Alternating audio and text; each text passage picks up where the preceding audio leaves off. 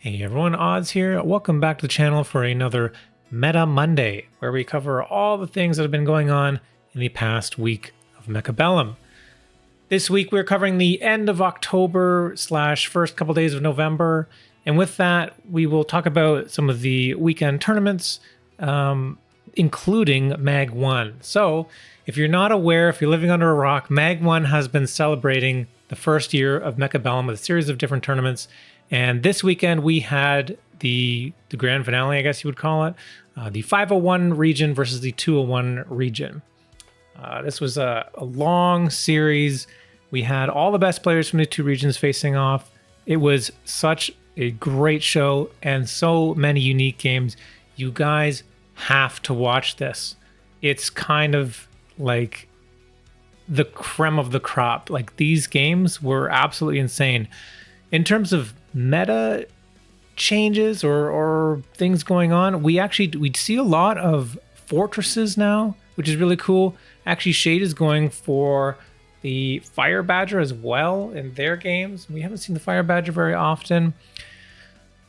We do still see a bit of the Raiden and Worms, but we've been seeing a lot of other units as well. I actually noticed a lot of Sabertooth packs to start with, which is cool to see. And then we even have like Sacco doing the hounds here. So we had like cool hound play. And actually this Sacco game gets kind of crazy. Let me fast forward ahead. Yeah, we've even got like rhinos on the board. Like, this is a crazy game. And this series like goes the distance too. It's like incredibly long. I'm trying not to spoil it, but we have like lots of saber on saber action, lots of cool stuff. And then Forgotten Arbiter comes along, and oh my god, what a beast, what a legend. You guys have to watch these games. I want to talk more about it, but I don't also want to spoil it either, but it's kind of insane.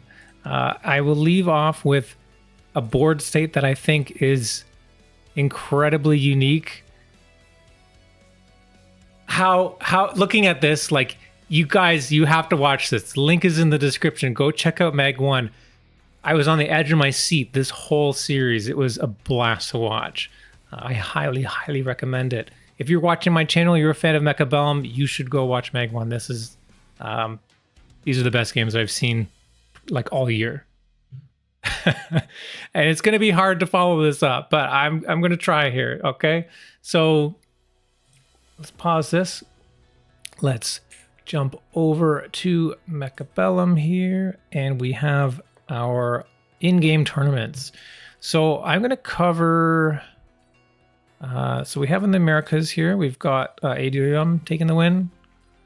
And the European region, we had Narayan, who I actually haven't really seen, beating out over Apucci and Andyyy. And we can have a look at this game in a second. And then finally, actually, we're going to look at the Asian region a little bit. We have Alman taking the win here up against the finals against OnlyFangs. And that game is pretty epic as well. So let's see if we can get to that game. I'm going to try to cover both of these, the European and the Asian region. So let's jump into this one where we have Narayan against Andyyy.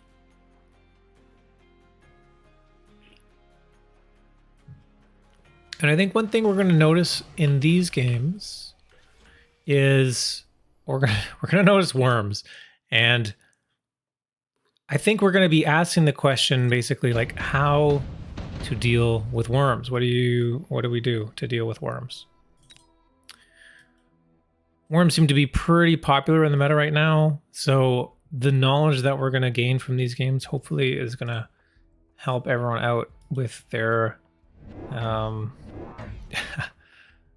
yeah, I mean, how to deal with worms, basically. Yeah, simple as that. So we've got Narayan picking the missile spec with Sledge and Fang, and we have Andyyy, solid player as well, picking aerial spec, and we do see the Saber and Arclight. Very strong start. First couple rounds, as always, since we got to cover a lot, I'm going to have them a little bit at a little bit faster pace.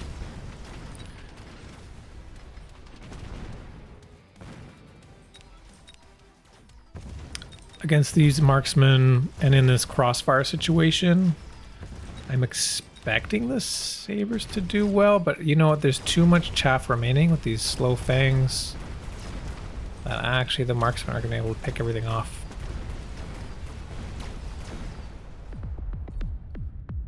So Narayan with an early lead here.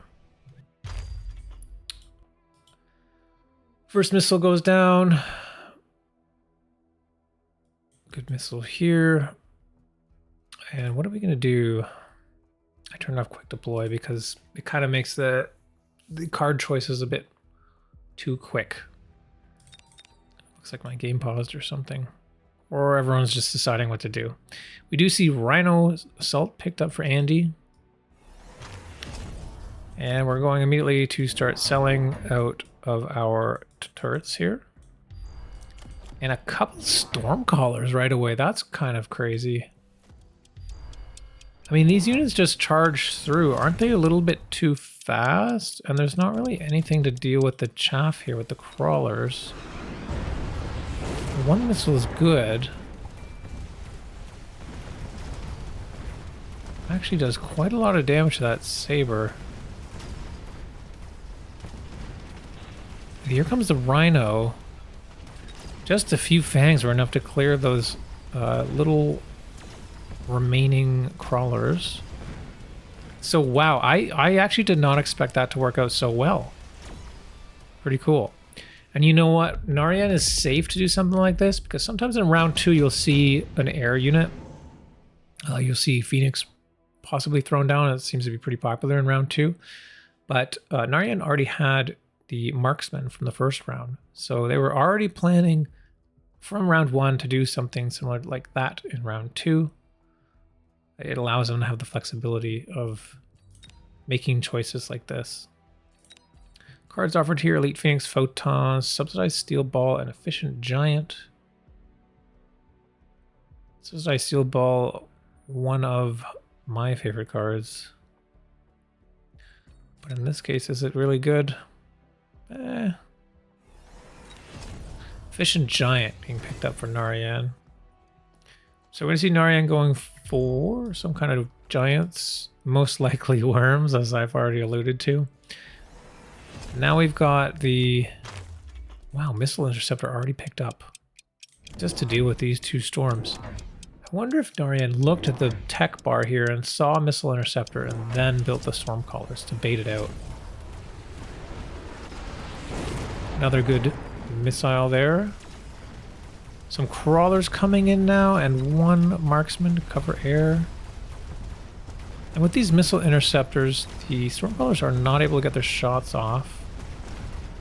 And it looks like Andyy's going to be able to push through there. Grab that tower.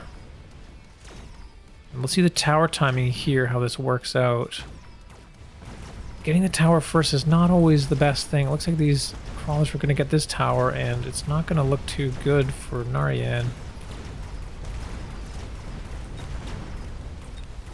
A lot of experience going that saber, but doesn't look like it's enough to get a level. Oh, I spoke too soon. Just enough. Round 4, unit drop, Scorp, Wraith, Rhino, and Phoenix. 2 squads of Phoenix. Let's see the Scorp picked up for Narayan. Slow this down a little bit. And now we've got the oil, the Scorp. Nice solid defense here. Are we going to see any chaff cleared? Now we've got 2 units that are kind of... I mean, I wouldn't call Scorpion single target, but the Scorpion does not do well when there's loose sort of crawlers. And you see these arrows here.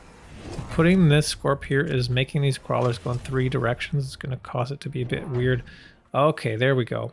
So now we've got Scorp Vulcan. We've sold out of 1 Stormcaller. So Stormcaller was just here to bait out the Saber Tech, looks like. And now Andyy's going right into the Raiden. And we have a Vulcan. Narayan. Vulcan oil, just going to light this, clear all that chaff. And the Scorpion's going to do very well. kind of crazy picking Raiden into these marksmen. I mean, this is post-patch, so the aerial spec does have a 90% bonus now. It used to be 70 or 75, so quite a bit of a buff. And the Raidens had a small HP nerf as well. Yes, if the Raiden can hit the marksman, they're going to explode, but I feel like marksman is sort of the counter you're looking for to go into Raiden. You just need to win the chaff war, which with the Vulcan should be a lot easier for Narayan. Efficient tech picked up.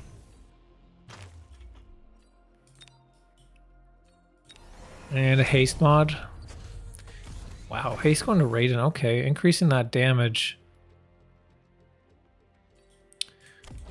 And now we've got range for Vulcan. We've not really done a whole lot here, just taking levels and all the marksmen. I wonder if we're going to see aerial spec clicked.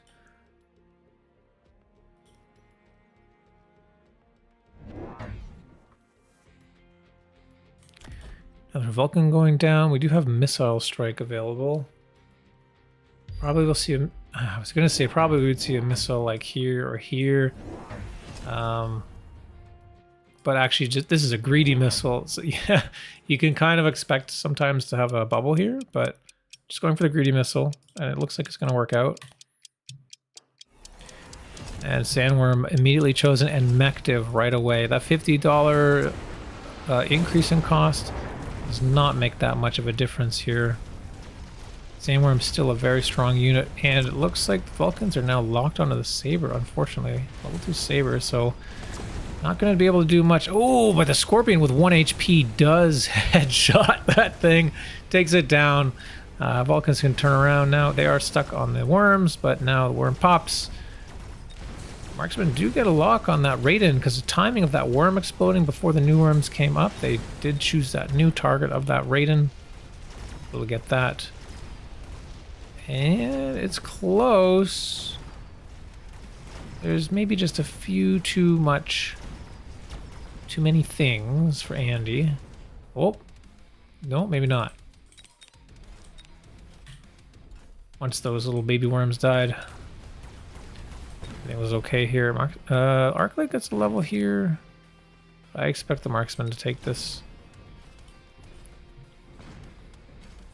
2 little fangs.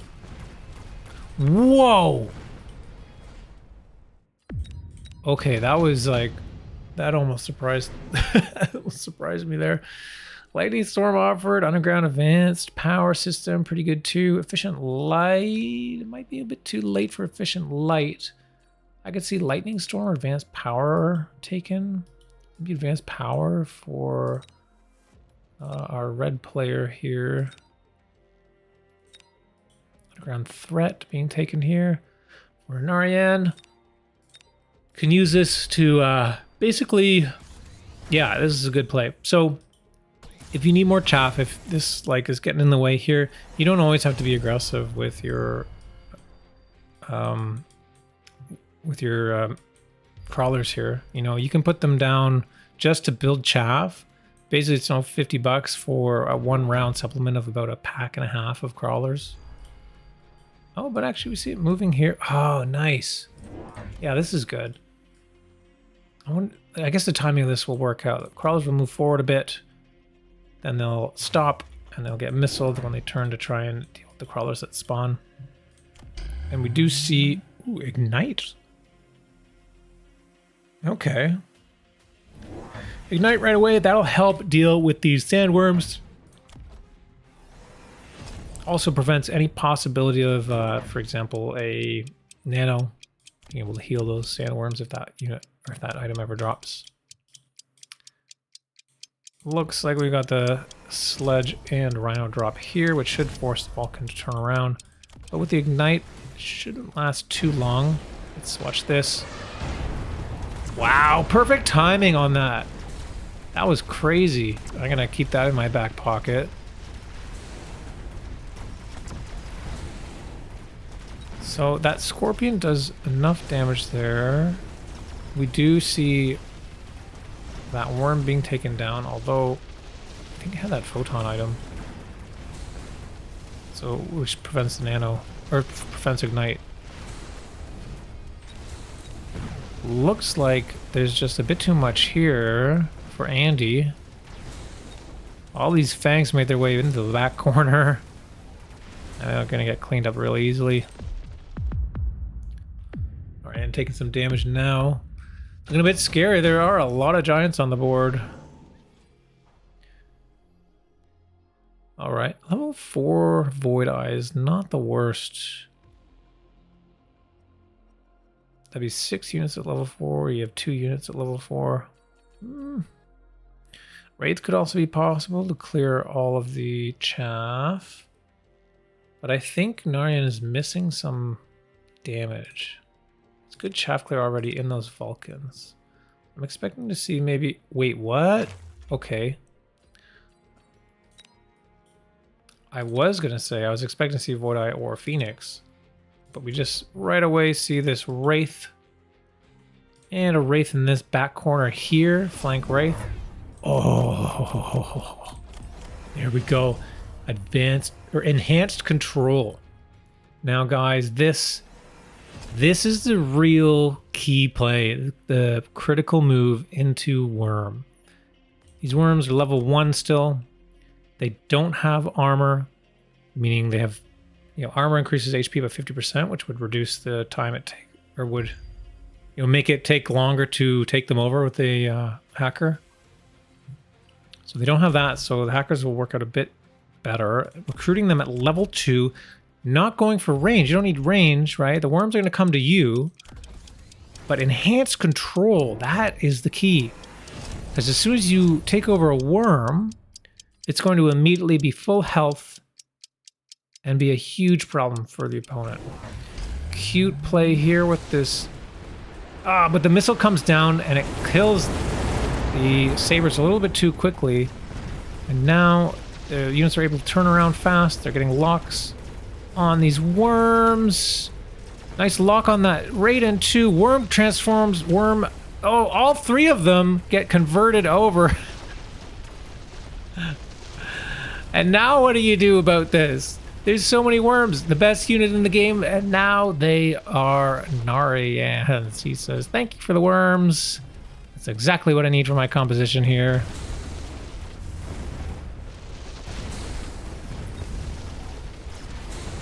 And there's still some very high level marksmen here. We do have aerial spec. A lock on that Raiden. Taking it down, 2,000 life. See you later, Andyyy. It is not enough. Thank you for the worms. Now, hacked units don't do full damage. There was a bug recently where they did, but this is after that bug was fixed, so they should not be doing full damage. They're doing the appropriate half damage. I believe it's half damage.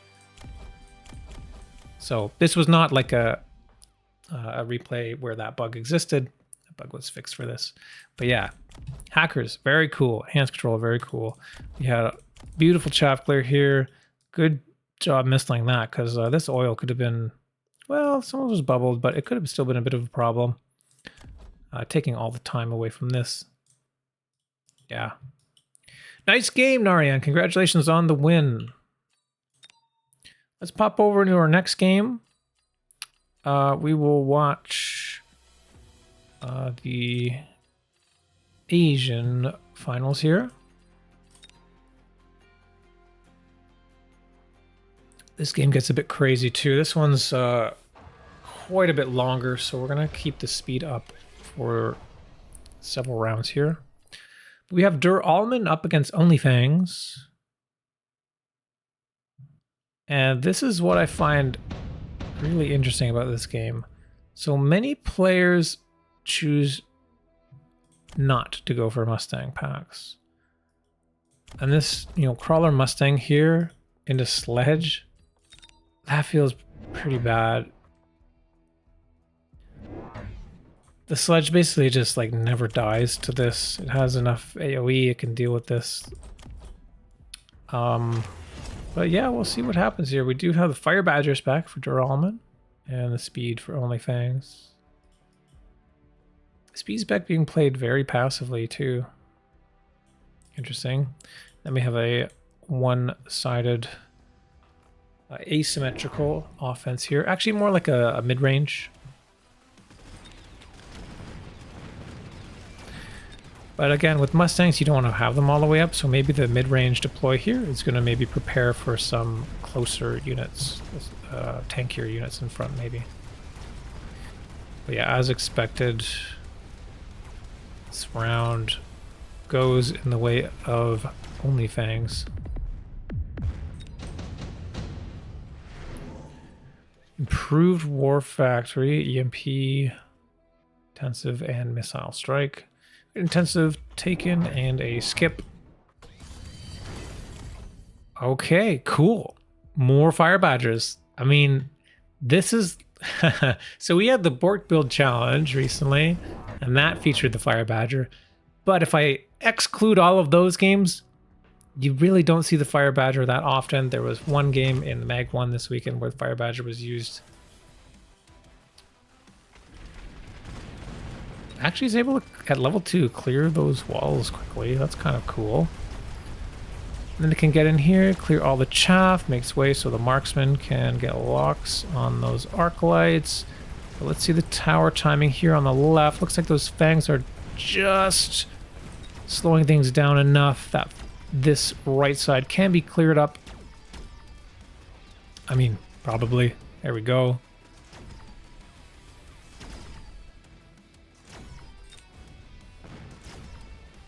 Although we might have a bit of a reverse tower timing here now.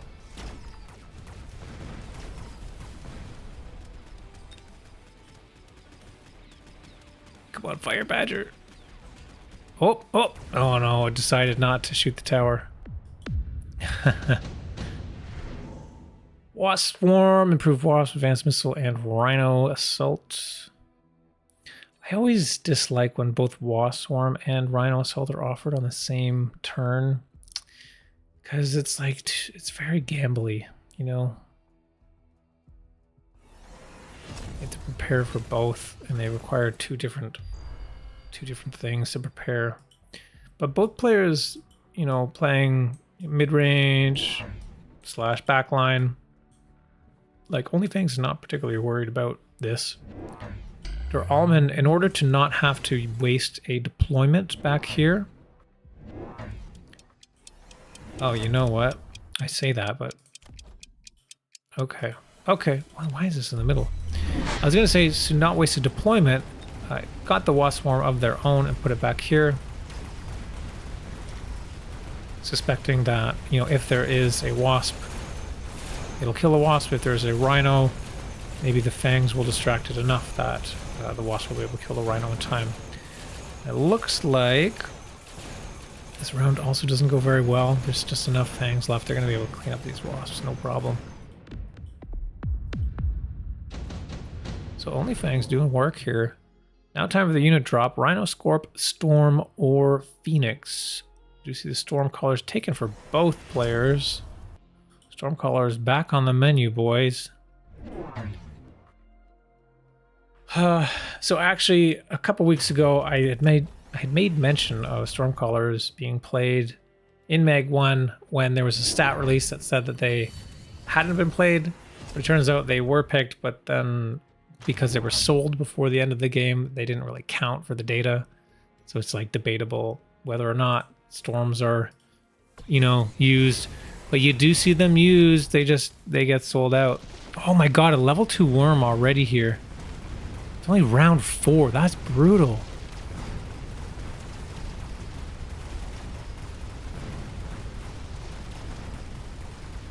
And the timing, like it goes underground just when the tower dies. Oh, but there's just enough damage. It actually doesn't survive. That's kind of crazy because looking at this board, oh my god, huge damage there. It doesn't really seem like there's that much that can deal with the worm, but Lightning Storm offered round 5. It's an important pick. Oh, we do see Underground chosen though. Got range on Fire Badger. When was the last time you saw a tech Fire Badger? So this looks good here. I'm gonna slow this down a bit now. So the storms are going to shoot at the crawlers. The fire badger can deal with all the stuff. And then we have a worm on this side. So the reason why we see a play on the opposite side now is because big spells were offered. So if you deployed more over here, it's like you could be throwing it all into the same storm. So oftentimes when there are big spells up, that's when you see deployments on the opposite side if you're playing asymmetrical. Worm comes in, no tech on the worm, and it pops down. Left side looking a lot better. Right side worm goes down, and when that worm goes down, all these units can focus on the core units here and run them down. You still have a worm here.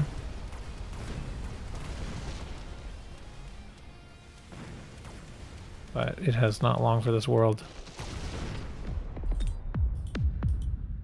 More damage. 1770. How are you going to turn this around? Sledge, Phantom, Tarantula, and Rhino offered. All at level 2. Phantom's picked. Yeah. I like the Phantom pick. When I play, I'll sometimes use the Phantom, and then that's like an opportune time to try to do some kind of aggressive play. Nice, we see oil here, so that's going to ignite, and then the sandworm already got this nice, beautiful beacon over on the left side, and we are going to replicate now. Replicate, not mective. There's a difference. So now every time the sandworm comes up from the ground, a larva of the same rank will pop out, which will prevent stuff like the saber from shooting the sandworm because the replicants will go in front. We just see more and more sandworms being thrown down. Your Alman doing a bit of a, I guess you would call it like a stat check here of, you know what? I think if I had more worms, I don't think you have enough damage. The sabers are all still level 1. It's not a lot of damage. There's only range tech chosen, no double shot or anything like that. So these extra worms, yeah, it could be enough HP to make it impossible to break through. Nice ignition here on the right. And we do have these marksmen finding locks on those rays, thankfully. But now all the chaff is dead. Fire does not kill the sabers or the high level arc lights rather. Ton of worms here. I'm gonna pop that tower. There it goes. Unfortunately, that means that Bubble's gonna survive.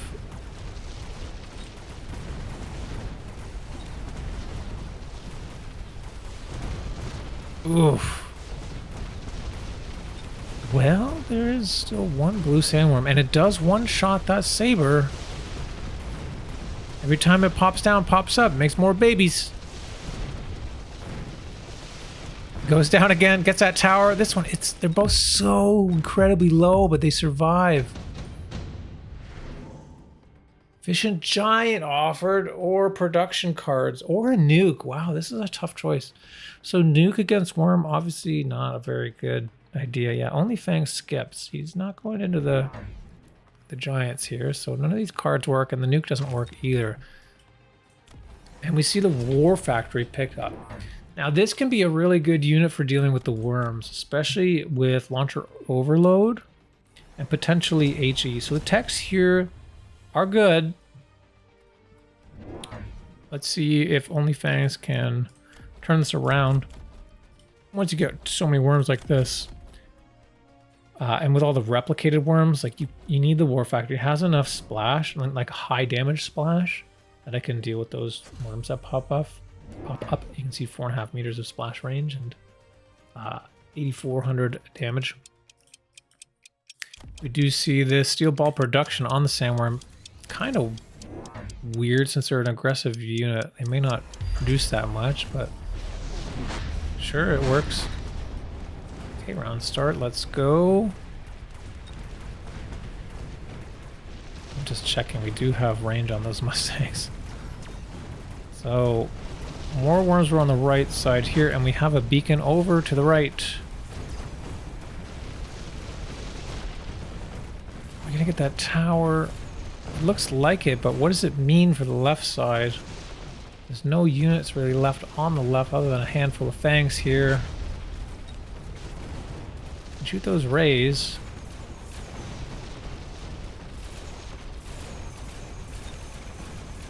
Gonna get that bubble. That's good.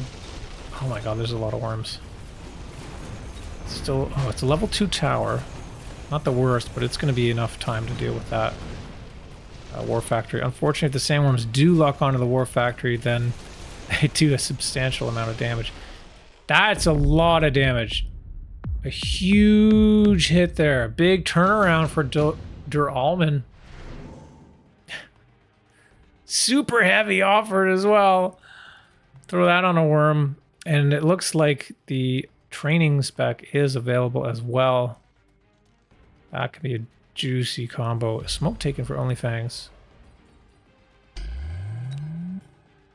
Okay, okay. I'm not sure about the smoke into the worms. I guess it forces everything else to move forward, which prevents it from shooting for a bit, I guess. We see another War Factory. Actually, we see range taken. Is that gonna do anything? We're forcing all of the units up close with this smoke anyway. I'm not sure. I would like to see launcher overload. Oh, now we see a beacon over onto this side too. This is very scary here.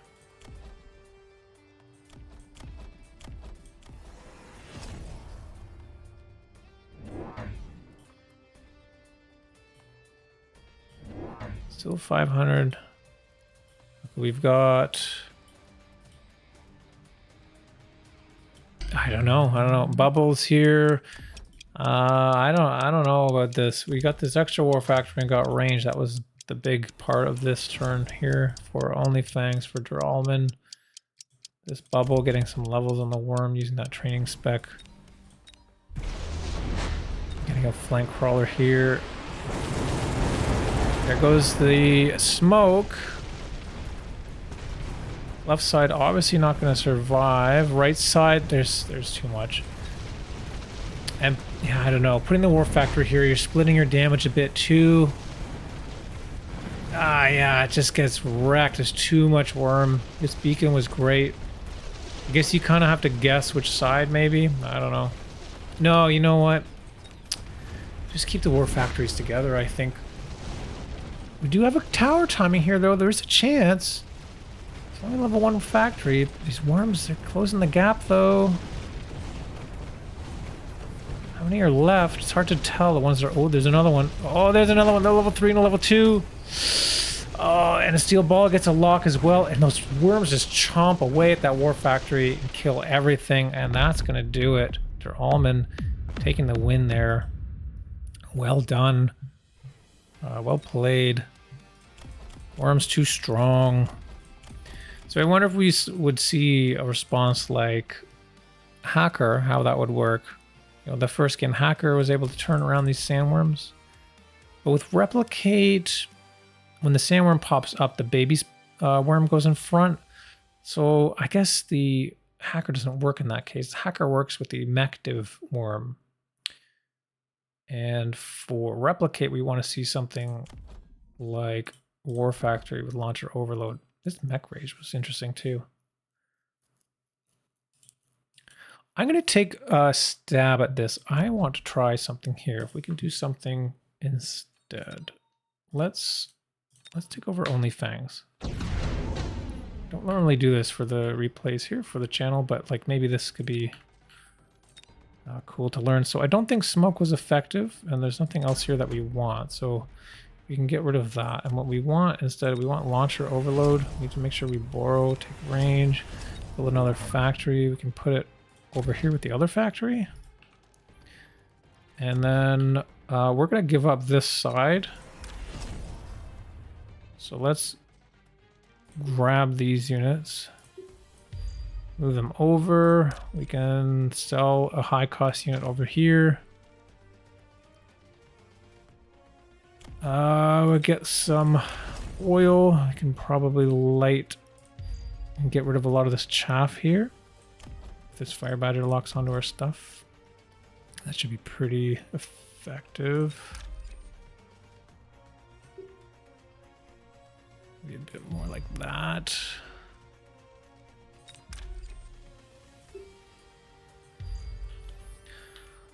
And then throw down some late fangs that should hopefully walk up and buy time, prevent things from being locked on. We can then maybe do some missiles like that. So when the units come this way, maybe it'll slow them down. Let's give this a try here. Get an ignition. Lots of chaff dying here. That worm goes down very quickly. Now our tower's down. It takes time for them to travel over. The depuff should hopefully be over by the time they get here.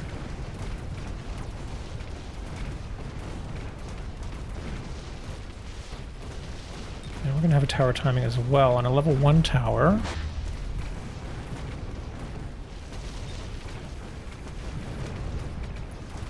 Now we're just wrecking these worms. Hopefully they don't get in and wait. Oh, we got another tower. Good tower timing there. And yeah. Looks like that was the answer. Keep the war factories together. Get launcher overload.